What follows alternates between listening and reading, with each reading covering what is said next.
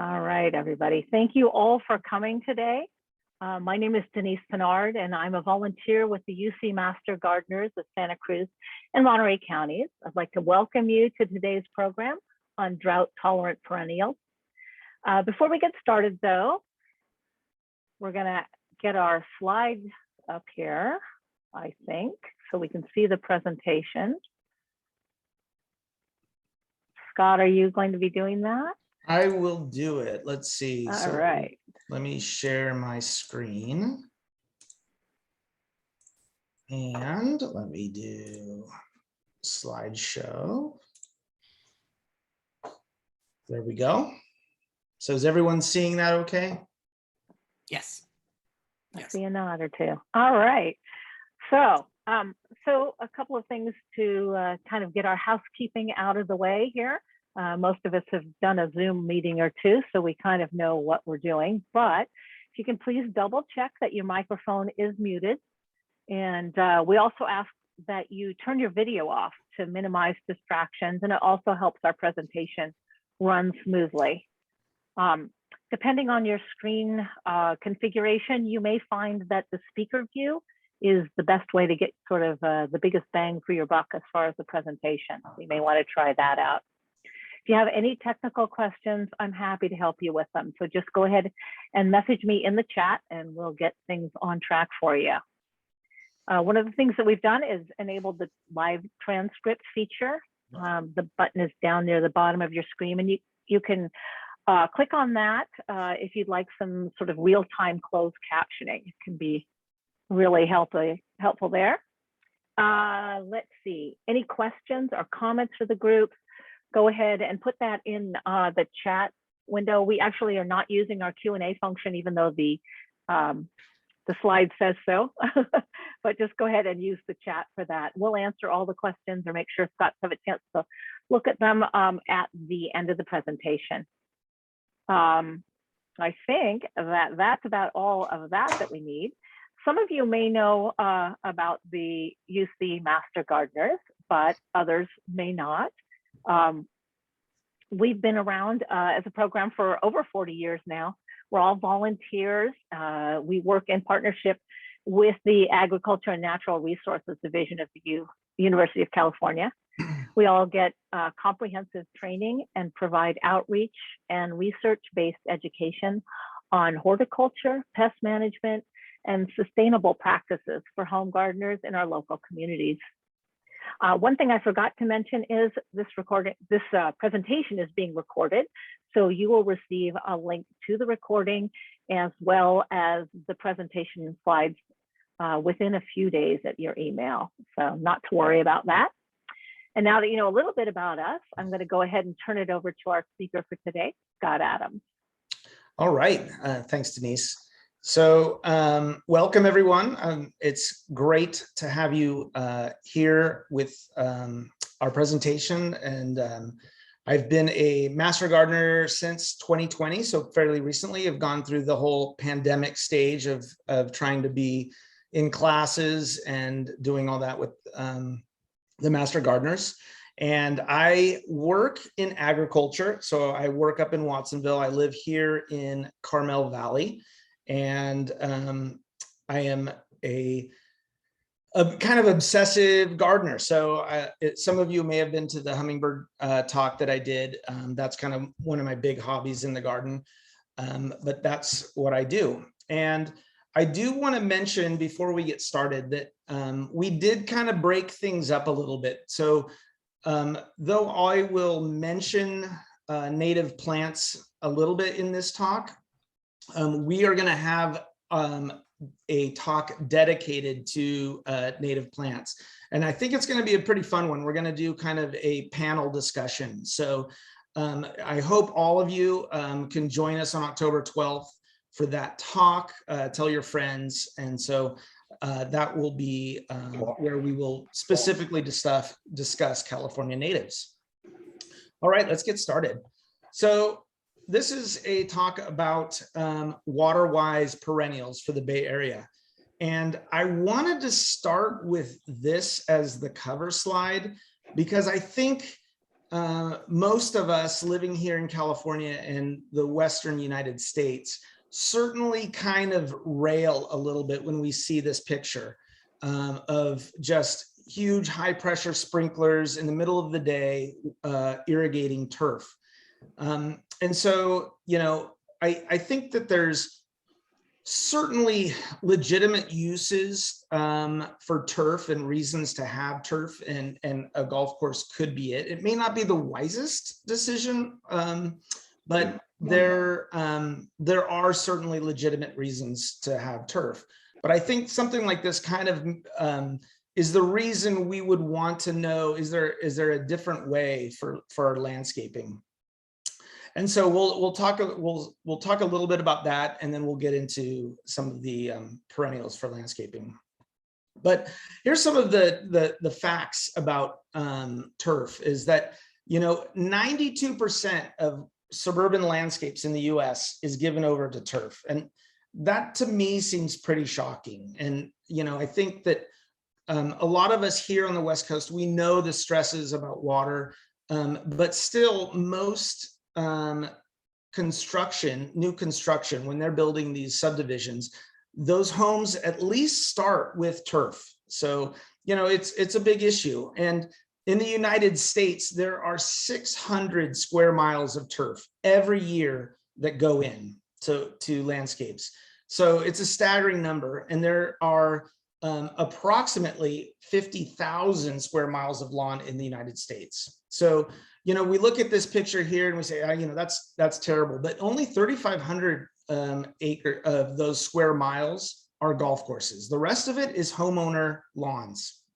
And so really, what does that mean in terms of water use? Well, you know, the general rule of thumb for grass is that it requires about 1 inch of water per week to keep it looking like this photo on the right there.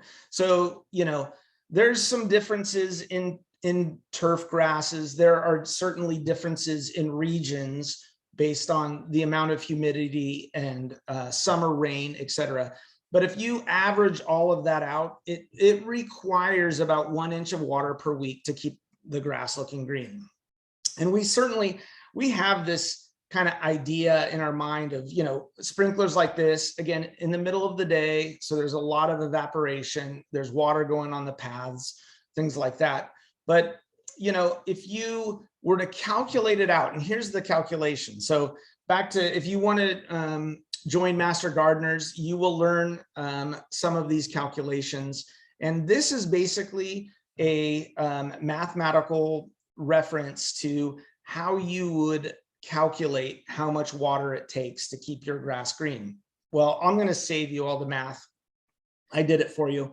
And a 2,500 square foot lawn in Santa Cruz, the city of Santa Cruz. So you can put your region in, and that gives you a coefficient that kind of calculates evapotranspiration for your region.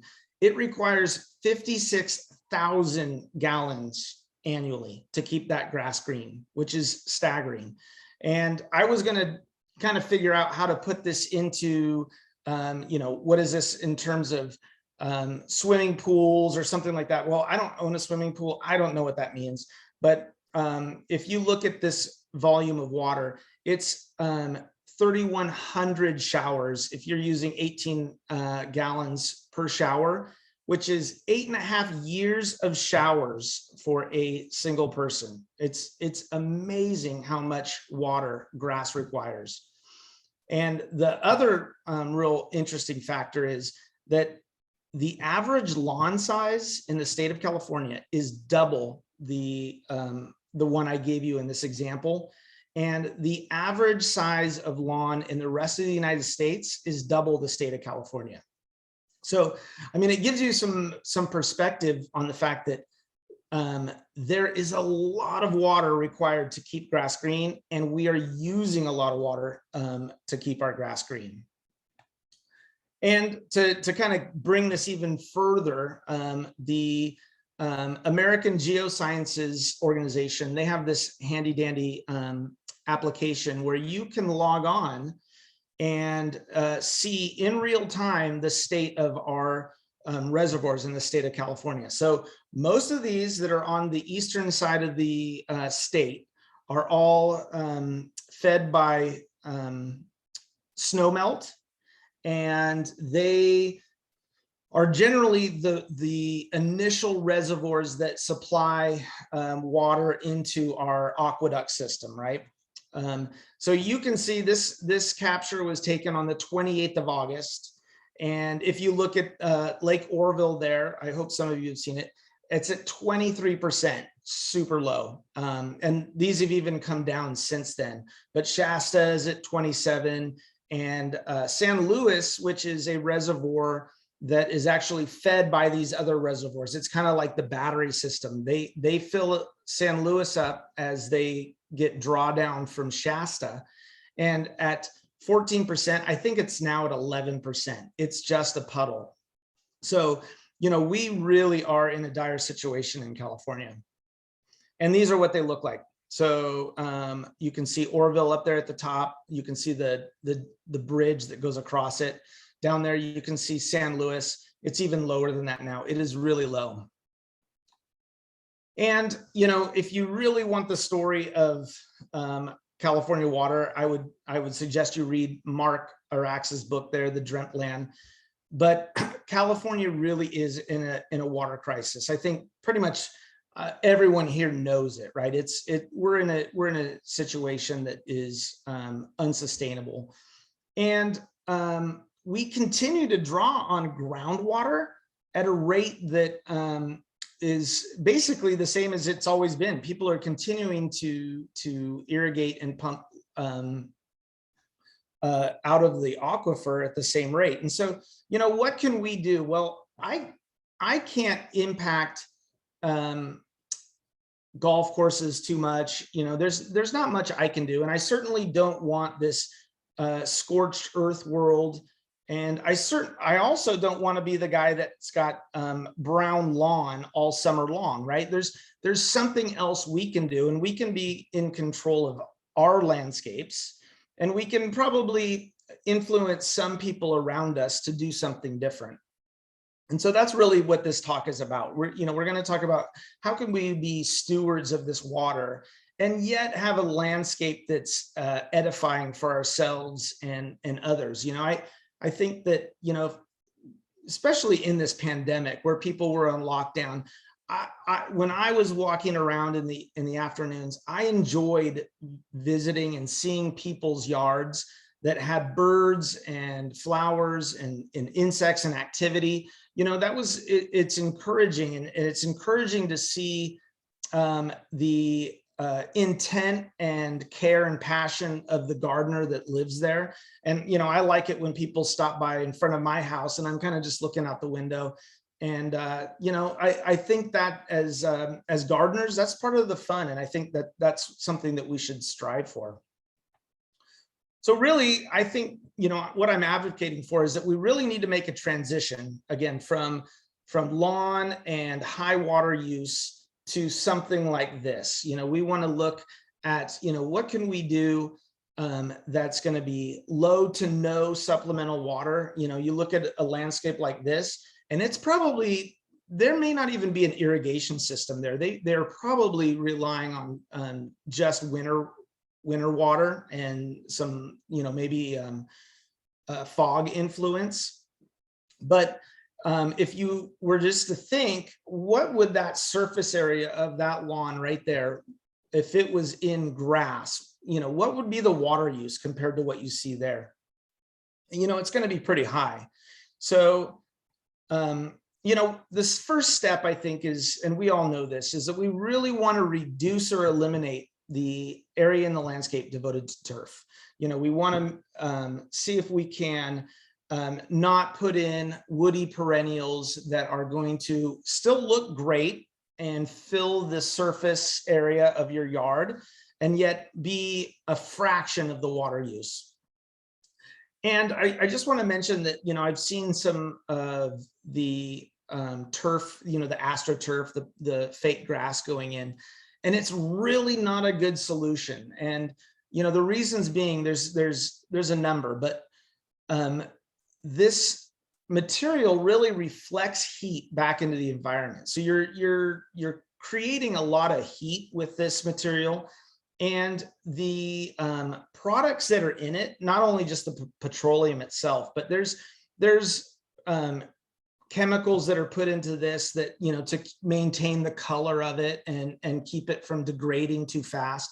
Those chemicals gas off constantly, especially as it gets baked in the sun. And then you've got the fact of water runoff. This product is not super permeable. There is some, but it's not really allowing groundwater recharge.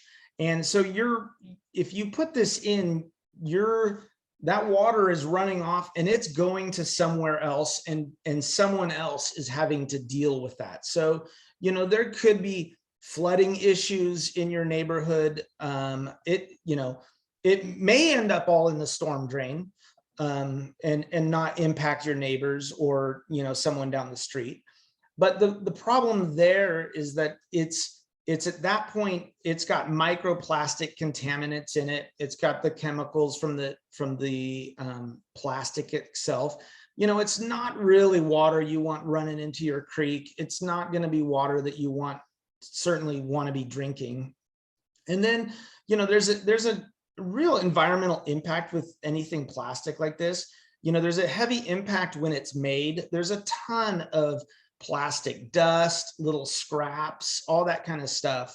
And then eventually, ultimately someone else will buy the property and tear it out and it'll go to the dump, right? So, I just, some people put this in as the easy, clean solution, but it's not really a good one in my mind. And the second step, I think, is that we want to replace that turf, that grass in our yards with adapted plants. So meaning, we live in a Mediterranean region, and we would like to put in plants that are adapted to the water cycle of our region, meaning they are used to receiving rain when we receive rain. They're used to the amounts of rain we receive, and they're used to the hot and the cycle of the temperatures, et cetera, et cetera. And so there's a map of the world. There's the Mediterranean regions. There's 5 of them, and if we tear apart this picture a little bit, you can see that what they've done here is, in the yellow, you see a eucalyptus, you see some New Zealand flax there. Those are from Southwest Australia, South Australia, a little bit from Northern New Zealand there. In the red, you've got a protea, Queen Protea, and you've got some Breath of Heaven plant there, kind of underneath the eucalyptus. And then in blue, you've got some European smoke plant, and then in kind of orange, there's some yuccas, and those are from kind of the dry Americas, so Mexico and some of the dry areas of the Caribbean. So, you can see kind of what they're doing. There's some other plants in there. I see some asters, Asteraceae, probably from California, and some other things. But really, once those plants are established, they're probably not watering them a whole lot, right? And so they've really done a pretty good job here of having a 0 water yard. If you want to check this as you are all, potentially building out your landscapes or replacing things, putting things in, there's a great resource. So the University of UC Davis has put together a list. It's the Water Use Classification of Landscape Species list. And this is a cool site, because what you can do is you can go on there, and they have basically collated all the common landscape plants that you would see at going into that people are using and or are commonly at your retail sites. And what they've done is gone through and rated them based on their evapotranspiration requirement. they've rated them as low, moderate, high water use plants.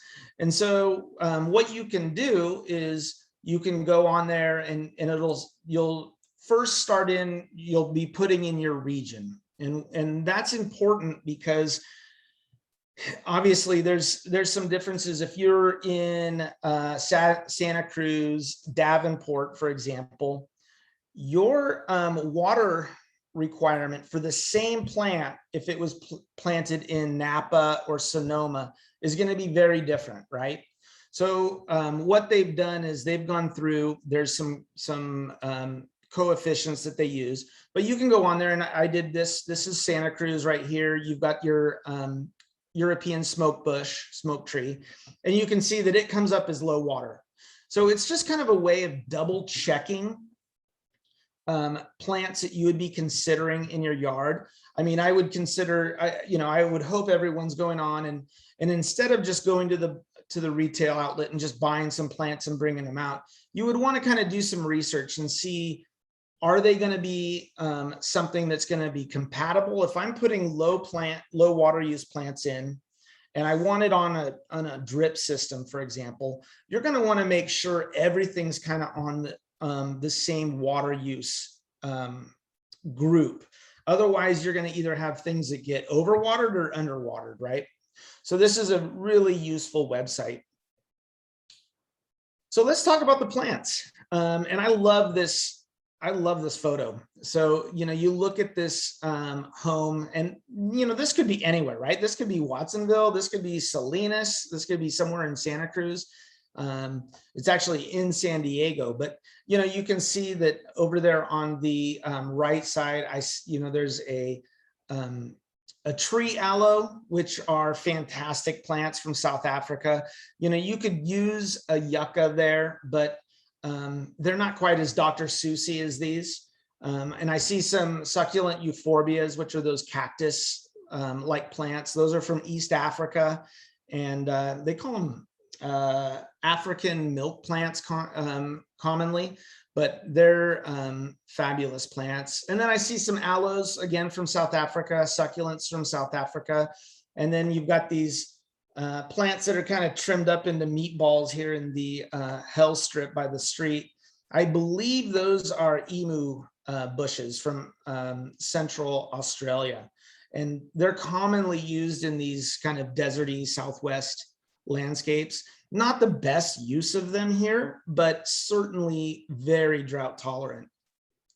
And so, you've got 5 or 6 regions represented in this one yard. And certainly, again, you're really not putting much water on this landscape. I think that they're doing a great job in terms of filling the space. There's interest, it's fun, it's got their signature on the plantings, and yet they're being really responsible with their plants in terms of water. I also like that they've got this flagstone and decomposed granite in between, so you've got some area for water to permeate and get back down, and not really being run off nearly as much. And then again, flagstone is nice because it'll radiate heat at night and kind of keep this warm. But that's really what we want to talk about. So let's go through some just an exercise in what that looks like. If you're going to think about what plants would work in my landscape here on the coast of California, and allow me to do some things, right? So here's the 5 Mediterranean regions around the world, starting with California, of course, and then Australia, the western and southern Cape of South Africa, coastal Chile, and then, of course, the Mediterranean basin, where the ecotype gets its name. And these regions are all, there is some woodland. We've got oaks here. Most of the region has oaks. Oaks are really well adapted to this climate. Stone pines, a lot of pines as well. But what makes a Mediterranean climate? So if you're kind of new to this idea of Mediterranean and what does it mean?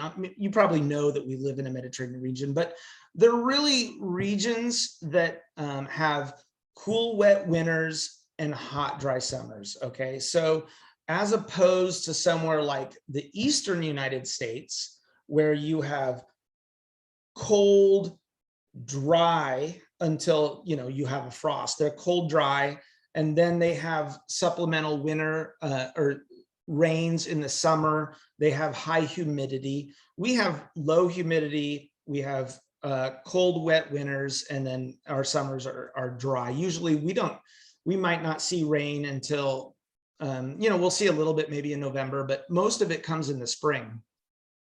And then they're all basically on the western side of large land masses. So, and they've got off the coast of them, they've got cool ocean currents, so a cold current.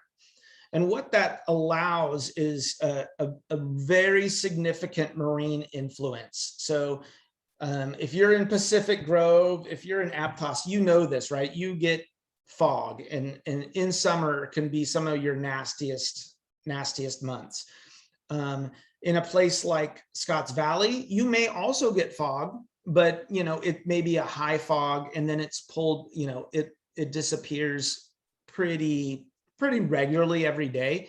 In some places here along the coast, we may have fog basically all day long. But then this marine influence also protects us from frost in the winter, which is important. And it really allows us to have such a mild climate, right? You look at the Bay Area of California, and there's probably not a milder climate in the world, right? You've got basically maybe 65 all year long, is your average. So that's what these Mediterranean climates do. And then you've got fairly minimal to low rain level. We're getting 15 to 35 inches in all of these regions. It's not a ton of water, but that's basically what characterizes all these regions around the world. And the fact remains, Mediterranean regions are very rare. And you look at these locations, they're not very large compared to the amount of surface area on this planet. So we kind of take it for granted, but Mediterranean climates are very special. And they're special in a number of ways, mostly because there are a ton of species of plants that are adapted in these regions that are found nowhere else in the world. And it seems like the speciation, because probably the stresses of this, of the water requirements, there's a lot. So it means that there's a lot that we as gardeners can play with, right? Because there are, even though this Cape area of South Africa is small, there's a lot of cool different plants that are found nowhere else in the world, and they're adapted for there, but they also work here, which is really cool. So now the interesting thing is, if you look at all these Mediterranean regions, there is almost always a corresponding desert region. It's kind of like the rain shadow region of all these regions. So if you look at coastal California, northern Baja, if you took it in the other direction and you said, hey, I want to go even drier with my landscape. Well, there's the Sonoran Desert, there's certainly the Mojave, but you've got the dry Americas, so portions of Mexico and the Caribbean. So those regions, and you list them down, you've got Central Australia, Namibia, which you may not be familiar with. It's kind of north and west of the Cape there. You've got Andean Desert in Chile, northern Chile, and then Turkey, eastern China.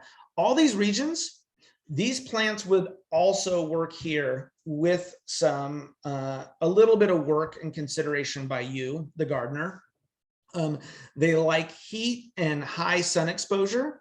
So, for example, if you are on a sunny, sunny hillside in Scotts Valley, for example, these are going to work well. They're not going to be as easy to use these plants in a place like Moss Landing, right? So you've got, they like high sun, high heat. They prefer good drainage. So if you've got sandy soil, great. You can use a lot of the plants that come from these regions. If you don't, maybe use berms, something like that. Kind of just pull them up a little bit and they'll be great. And then they generally don't, desert plants don't generally like a lot of mulch. They don't want to be damp. They like to be dry. So you can have a thin layer of mulch, but most people, when they're landscaping with plants from these regions, they'll use decomposed granite. They'll use a thin layer of gravel, something, or just bare dirt, something like that. But these are really the plants that people are using in these, what we kind of consider Southwest landscapes. They're, it doesn't have to be Southwest, but it's really these desert landscapes, Arizona, New Mexico, Southern California. They're very prevalent because, obviously there's almost no water being used, and they kind of match a lot of times the architecture of the homes. But I've seen great kind of deserty, fun landscapes here in the Bay Area. And so these would be a lot of the plants that these people would be considering. And if you push it in the other direction, so if you look at if you again start with your Mediterranean scrub, chaparral, woodland, and you say, well, I want to see something that's a little bit more water use. You also have these corresponding regions that afford you a little bit more protection if you've got heavier soils, if you're a little bit heavier with the hose, something like that. You can use these plants. They're also water-wise, not quite as much as the Mediterranean plants, but they're great plants nonetheless for reducing your water use. And the benefit also is that they can go pretty well again next to lawn. If you are using lawn and irrigating lawn enough where it's going to look green, if you put a lot of your Mediterranean plants next to that, ultimately they will probably die, right? They're probably going to get too much water, where some of these would afford you a little bit more protection. So, not knowing everyone's situation, there's certainly ways to do water-wise landscaping in a way that's going to be beneficial for you. And these plants are all more shade tolerant than straight Mediterranean plants. So oftentimes they're in understories. They prefer and tolerate more water. And then they do like a thick layer of mulch. So if you wanted to go through and mulch everything thickly, plants from these regions will prefer that. And that's also a way to kind of work your water use back a little bit. So if you mulch everything, if it can tolerate being damp a little bit, then you're ultimately going to be watering less there in your yard. And I didn't know what to call this. I'm going to call it California coast landscapes. You look at this picture here, you've got a grevillea from Australia, you've got a pincushion from South Africa, you've got a loquat from Japan behind it and China, and then you've got a thick layer of mulch there underneath it. They're all doing great. That's kind of the way this goes, right? So if you start with the baseline of these regions here in the middle as your Mediterranean adapted plants, then you get to take it in the direction that you want to take it, right? You can basically say, hey, I want to move more towards the desert and be dry, or I'm okay with some plants that will tolerate a little bit of water, but overall I want to reduce my water use. So let's kind of pull apart Australia here, because Australia is one of the regions, other than California, I'm the most familiar with. There's great examples of all these plants at the UCSC Arboretum. So I want to plug the Arboretum. If you haven't been up there, do yourself a favor, go up, take a look at the Australian section. It's really, really nice. And they've got examples of a lot of these plants, and you can kind of look at what we're talking about. But if you look at this region, this map here, in green is your Mediterranean regions, so not very large. On the left side down there at the bottom, you've got Perth and the associated region. On the other side, the green area, that's Adelaide and that region. And then you've got in the middle of the country, you've got this very large area encircled it's really desert. It's desert scrub, right? So there are plants from that region that are really neat. They're in the landscape industry, right? So I mentioned Emu Bush is from this desert region. I've seen a lot of Emu Bush used in Arizona and in landscapes there. And then in the blue circle there, you've got the Sydney, Melbourne area. Those are really your temperate woodlands, dominated pretty much by a lot of eucalyptus, but there's other things growing there. But this is basically kind of how, if you're putting in a landscape and you're wanting to kind of do this, I want to work from a baseline of Mediterranean plants. This is kind of how you would want to do it. And so you can see here in the middle, you've got your Mediterranean plants, Banksias and Grevilleas, Eucalyptus, Euphorbia, kangaroo paws. You may not know any of those, but they're very cool. And then as you move into your desert, you've got acacias and some Emu Bush. And then if you move the other direction, you've got callistemon, which are your bottle brushes. So I think most people are pretty familiar with those in California. You've got melaleucas, which are your tea trees, and which is a cool plant. If you've never seen a tea tree, it's got like a real papery bark and kind of real feathery kind of flowers, pretty interesting. And Kunzea, Coria, which are the Australian fuchsias, are kind of low growing plants. And then Tilapia, which is a kind of unusual looking protea-ish kind of plant. So I wanted to just go through some of these. I love Banksias. I think they're so fascinating looking. And again, there's great examples at the UCSC Arboretum. If you had room for something like this, if you're putting in an Australian garden, this is going to be such a showcase plant. The flowers are all so unique and just wild looking. I think, people really stop and stare when they see a Banksia in bloom.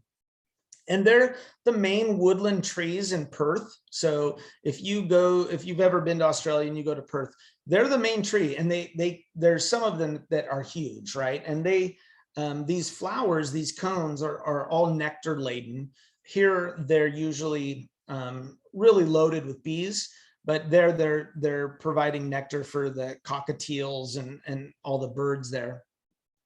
And they're generally large woody shrubs. Okay, so if you're thinking of putting one of these in, you're going to need to make room for them. They would be your showcase plants or your focal points, right? So you're going to want to put this in and then lay out the rest of your smaller landscape around them.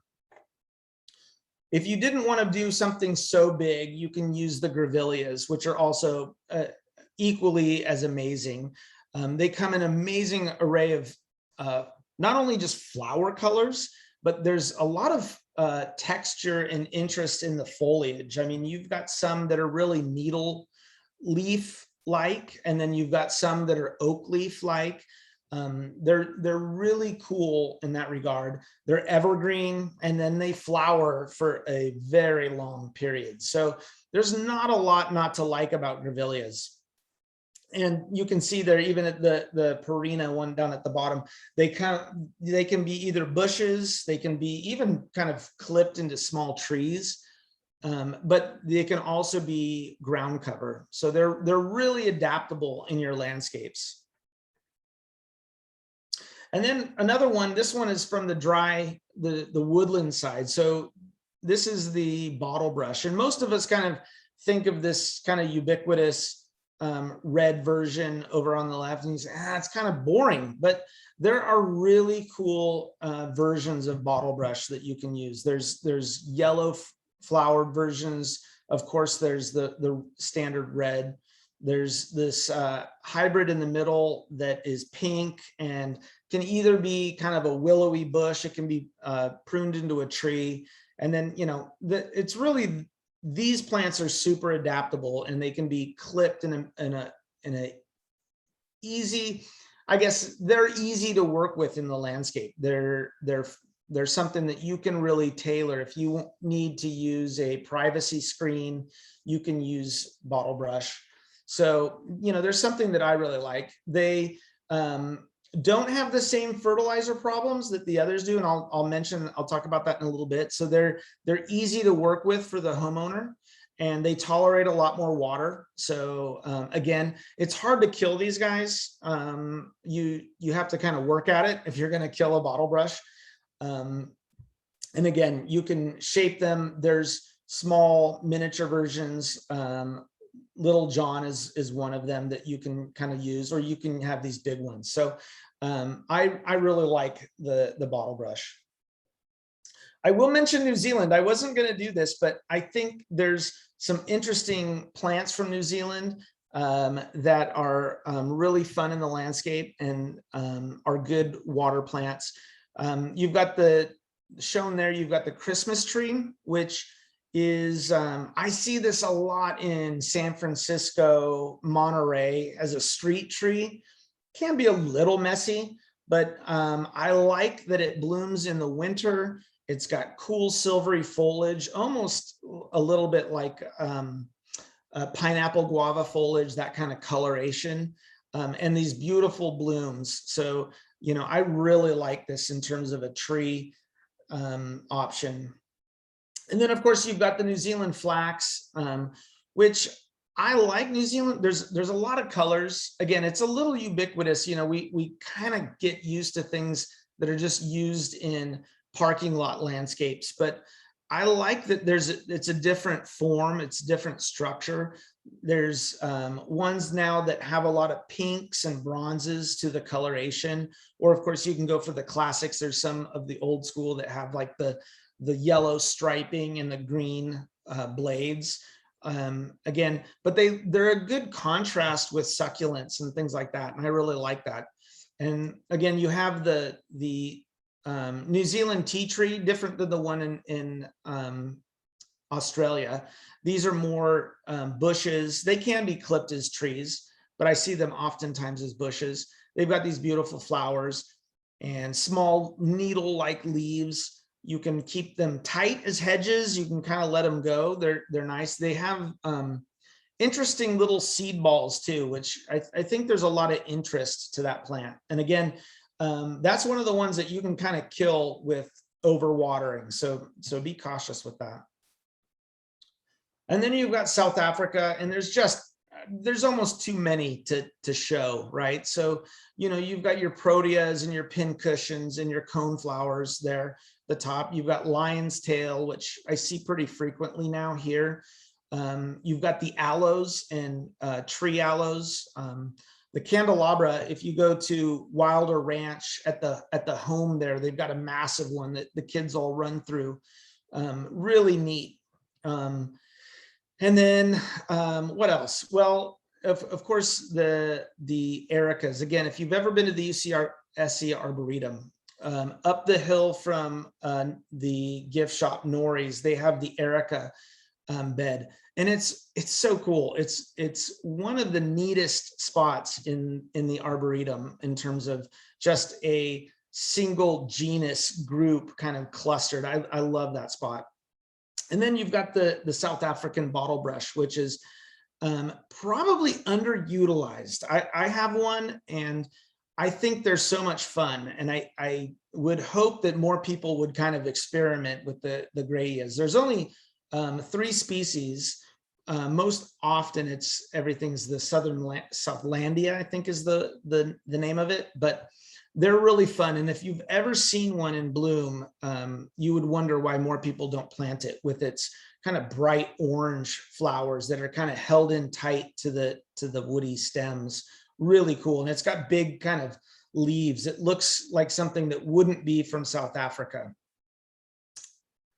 But, back to fertilizer, I do want to mention and give some caution that you can certainly kill your Australian and South African plants with some ease. The soils in those regions are really poor in phosphorus, meaning they don't have much. And so if we look at this bag of fertilizer, it's your middle number here, the one where the red arrow is. 13 as a number on phosphorus would kill your proteas. It would turn them all sorts of colors of brown and black and send them into a decline very rapidly.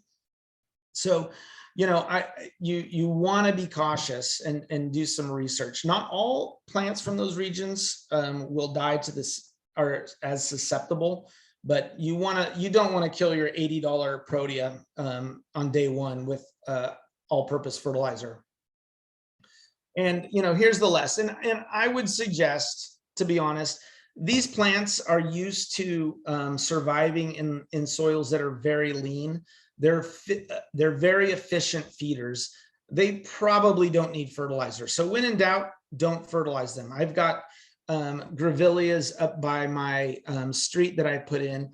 I watered them barely when I planted them, and then I haven't done a thing. I just kind of ignore them, and they look great. So, I think that anything in the Proteaceae family, so proteas, your pincushions, your cone flowers, don't fertilize them if you wonder. Your grevilleas, your banksias, most of the stuff from the Mediterranean regions of Australia, I would say kind of avoid. And then there's one Proteaceae from Chile that's a little susceptible. So if you're going to fertilize them, I would recommend using something like fish emulsion, which is like a 2-2-1, and then really dilute it down. So you're just giving them a little bit, and that will be fine. And then I just want to go lastly, finish these. There's just too many plants to represent here, but I want to give you some of the list. I hope that if you're intrigued by anything here, if you're wondering what might be good plants, if you want to put something in that looks like it's from Turkey or Greece or Crete, there's so many things. So of course your olives and your pomegranates are all from the Mediterranean region. Figs, your smoke tree that we saw in the example in the beginning, and the strawberry tree. You've got the Euphobias. So Euphobias, there's 2 forms, right? We touched on the cactus form. It's not really a cactus because it has leaves, but there's also the spurge form. So these are the I don't know how to describe them really. They're kind of alien looking, fleshy, kind of latexy plants that usually are chartreuse in color. And, they're nice in the landscape because everything goes with chartreuse, right? So they're kind of fun. Of course, many of the mints and your salvias, your catmints, oreganos, a lot of your herbs come from the Mediterranean region. And then the echiums, I talked about those in the hummingbird talk from the Canary Islands. Those are also fun. We mostly know the Pride of Madeira, but there's so many others. And then quickly, Chile. Most people aren't really familiar with a lot of the plants from Chile. But if you look at this dry temperate woodland forest, you've got the feijoa, which is the pineapple guava. Those are from southern Brazil. And so you may know those.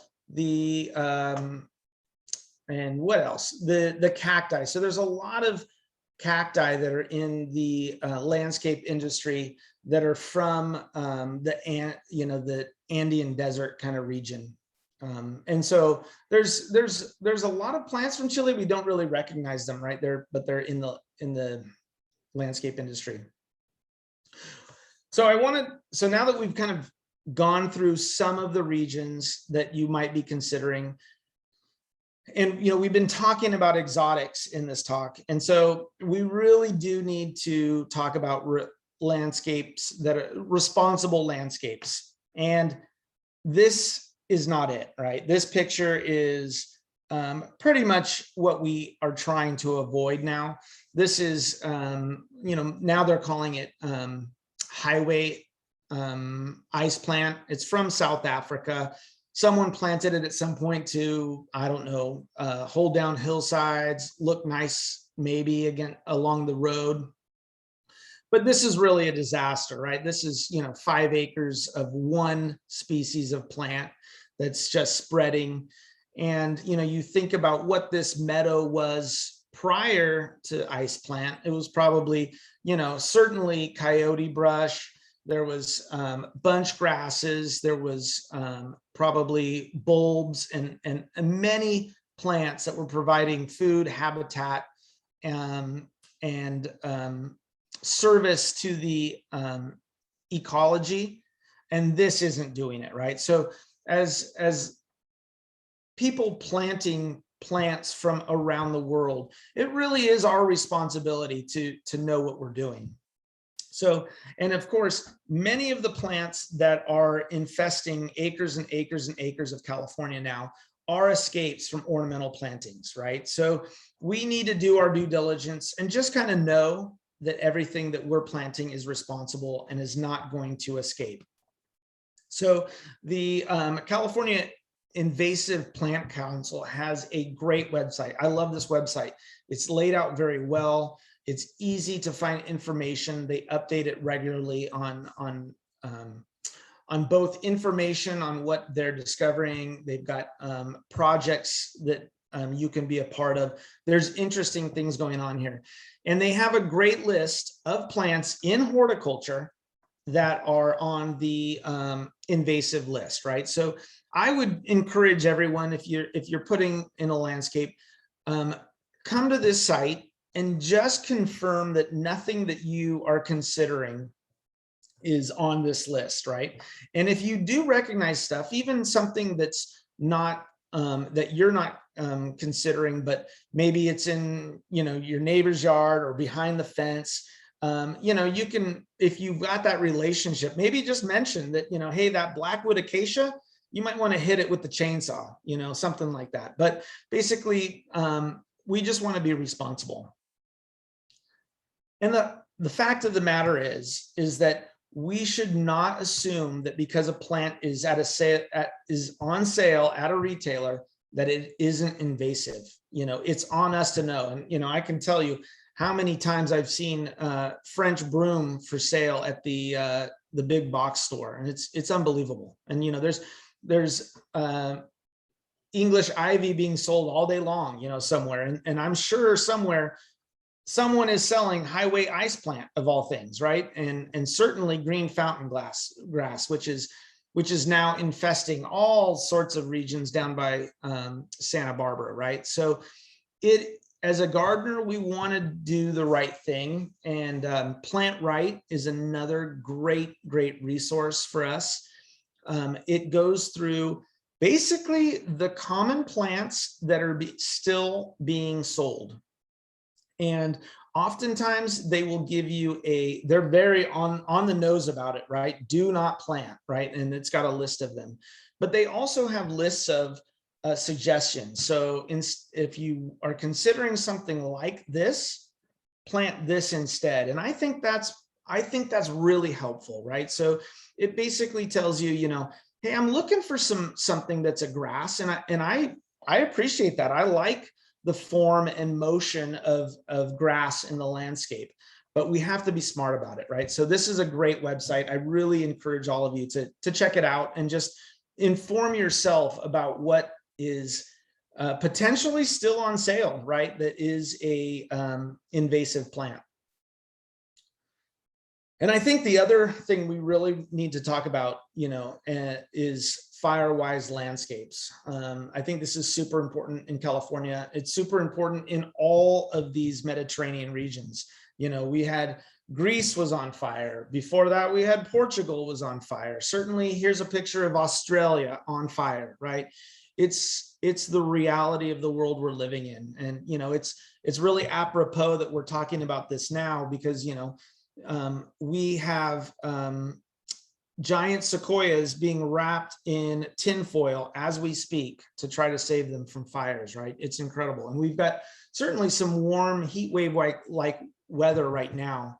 And so I think we need to, this is something as Californians we need to be aware of.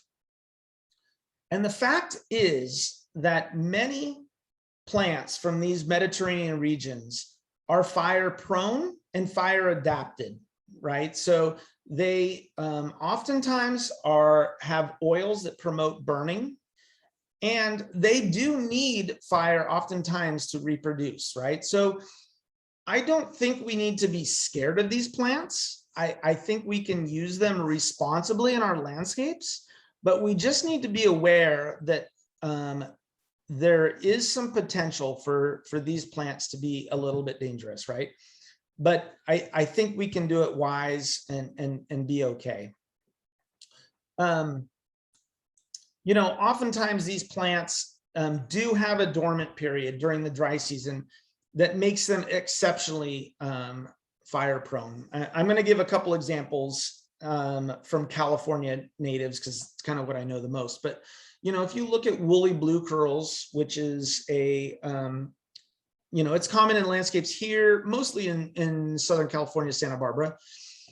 In the summertime, the leaves really kind of get smaller as that plant goes under a little bit of water stress, and the oils concentrate, and they really do become kind of a little bit even more dangerous than they would have been in the winter or spring. And black sage is another example. They kind of really become kind of summer dormant, right? So we just want to be aware of that. And you don't want to plant these plants next to your home or under the eaves. And I'm not advocating that they need to be 200 miles out by the fence line, but you just need to be careful about where you're planting these plants. And really, the most important thing you can do, I think, in terms of being fire-wise, is to clean out your gutters, and of course maintain your defensible space. But it's asking too much of Cal Fire to protect our homes if our gutters are just 100-foot tinder boxes, right? We just really be diligent about cleaning out your gutters. If going on your roof is not something you can do, there's people that are happy to do it all day long for a couple $100, right? So let's just be careful there. And we want to, if you're thinking of putting plants up next to your house and you're very concerned about fire, and maybe you're on the edge of an open space, something like that, I would suggest that you seek out plants that are fleshy. So things like aloes and euphorbias and agaves. These plants don't tend to burn, right? They will basically just sizzle and wilt. So they really won't catch fire. So, here's some examples. Obviously, aloes and succulents from South Africa. You've got the cactus euphorbia, as we talked about. Your agaves, yuccas, cactus. Those are all good fire-proof plants. And then your herbaceous perennials, things that are green most of the time, like kangaroo paws, are good plants. And again, I will shout out the UCSC Arboretum again. I would suggest all of you go up there, buy a plant, buy a book about plants, and then pick up a brochure that they have. So Martin Quigley put this together. I'm sure he and his staff. They're free. They're on the counter at Norrie's. And this is a fire resistant plant list. So he really has gone through and put together a big list of plants. And Martin really focuses on low growing plants. And I do want to mention that that's super important, because if fire runs vertically, right? So if you've got a plant like a, let's pick one. Let's pick Cleveland sage. If that was to get on fire, that fire is going to go up, and it's going to have kind of a chimney effect and shoot embers up. But if you've got something that's low, it really doesn't have that same sort of kind of explosive fire potential. And there is some moisture associated with being low to the ground, right? So if you're really concerned about fire, you want to keep things kind of low growing. And so I hope that this was informative for everyone. I hope you have some questions, but really what we want to do is be responsible, both in water use and in plant use, and then be careful about fire. So I hope that was helpful for everyone. And again, I really appreciate everyone joining us this evening. Great. We do have a couple of questions, Scott, sent from people. I'm sorry, everyone. This is Trink Praxel, another master gardener helping out. The first question is about New Zealand flax, and what's the best time of year to divide it? Oh, that's a good question. I would say I like to do a lot of that division as things get cool in fall. Yeah. And mainly because it's not actively growing, it's slowed down a little bit. And then also those divisions, you would want to plant them in fall. So hopefully you would want to divide it, time it so you can divide it and plant it before a rain, and then just let it get rained in. But I like to do any kind of damaging work like that fall to winter. If you can do early winter too, we have pretty mild early winter. That's a great time to kind of shock those plants that you're going to divide. Okay, and Trish Jones, it looks like you've raised your hand. Do you want to unmute yourself and ask a question?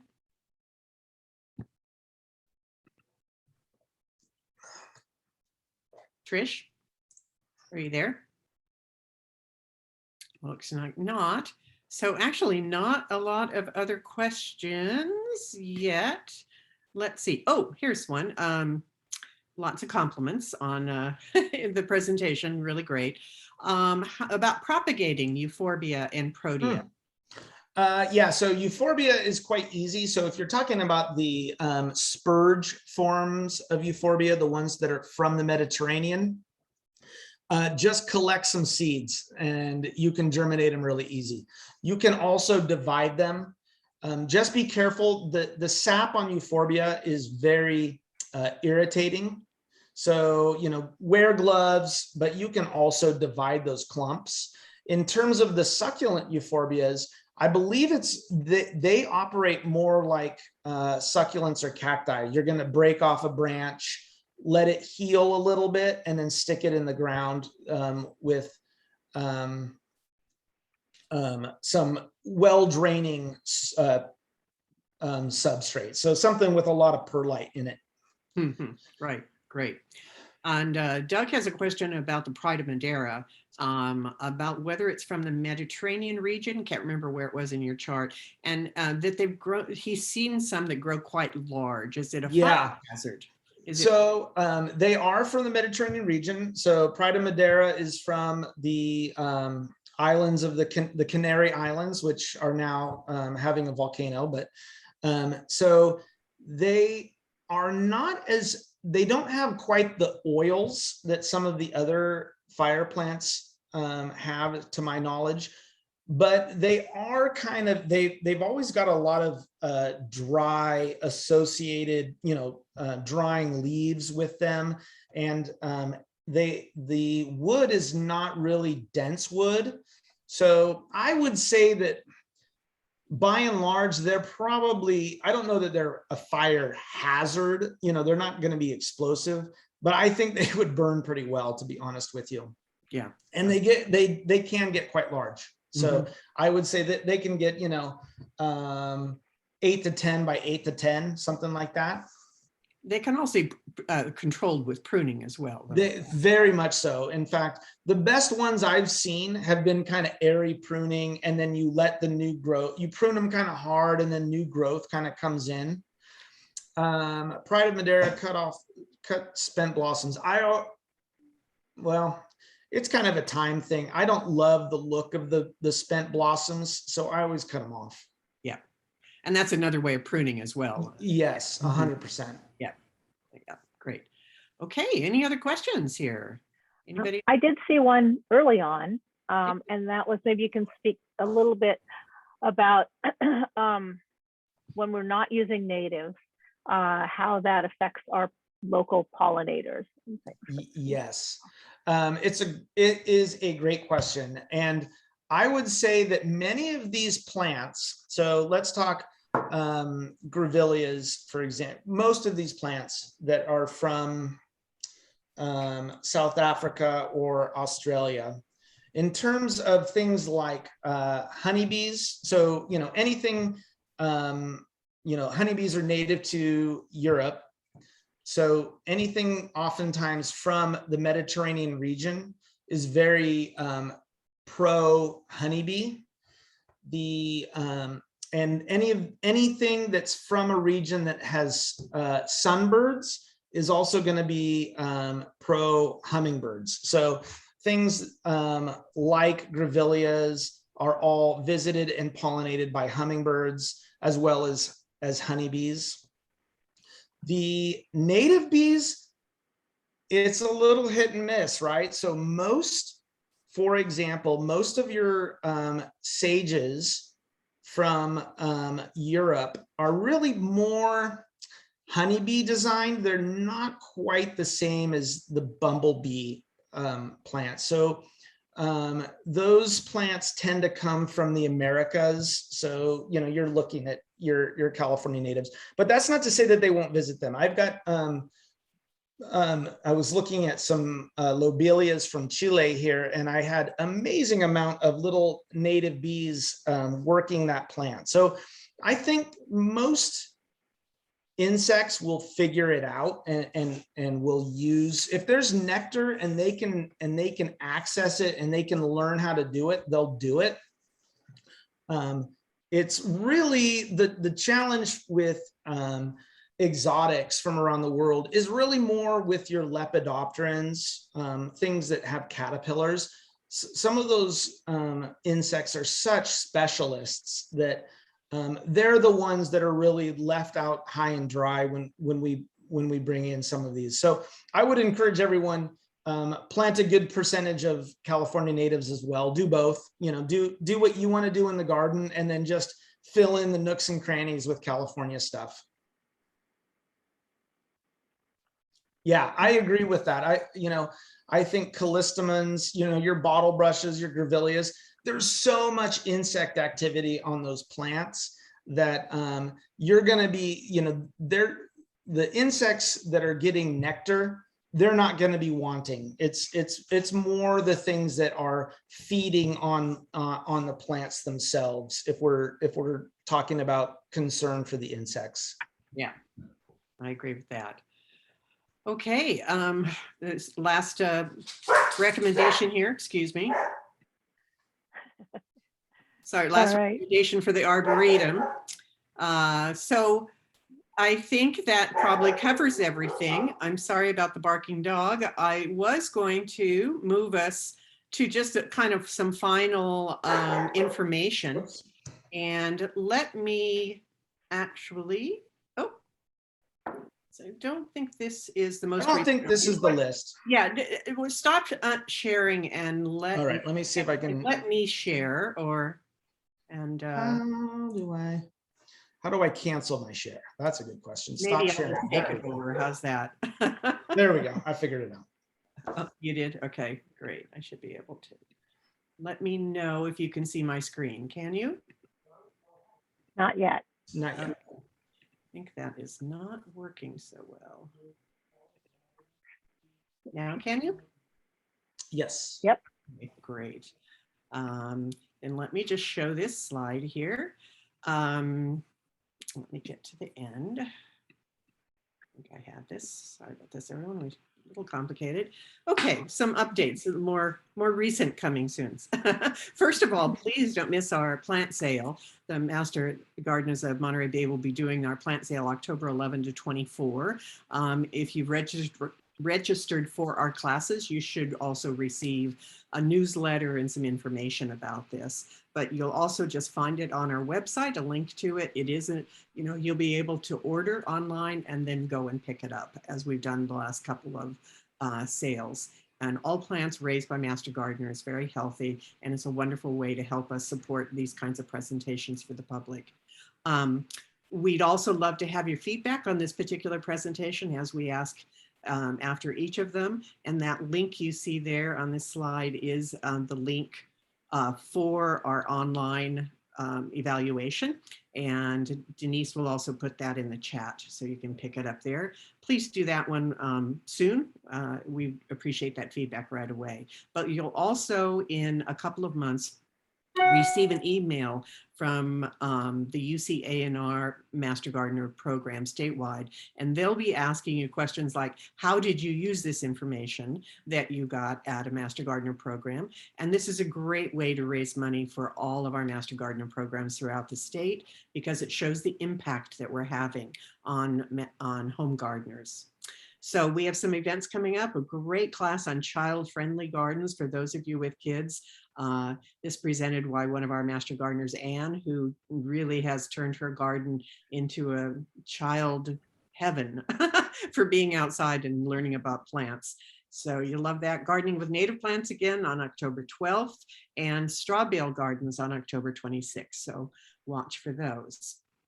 And let's see, I think that's about it. Just we do remember, though, our wonderful hotline where you can send us an email and ask us any questions if you're having problems. Do try to send some pictures. That always helps when we're evaluating problems for people.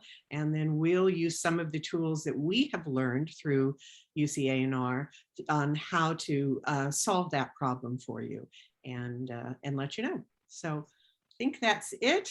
Thank you all very much for participating. Am I forgetting anything, Denise, before we say goodbye? I think we're all set. I'm really happy to see so many people here staying through the entire presentation. It was fabulous, Scott. Yeah, Scott is great. We'll wait for your next one, Scott. Thank you. Great. Well, thank you, everyone.